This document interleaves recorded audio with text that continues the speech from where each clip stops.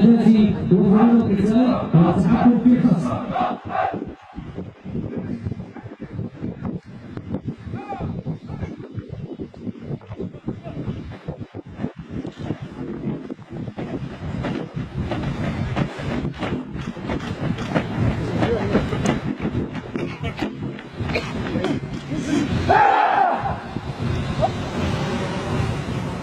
والتي بشأنها تحصيل الشرطي وتفكير اتخاذ قرارات صحيحه في الوقت المناسب والتحكم في اخطاء المجرمين. ولذلك ان تكون واقعيه في الشأن العام، ويجب التدخل الشرطي بكل مهاره وسلاسه للتحكم في المجرم، ودائما مع الاحترام التام لسياده القانون.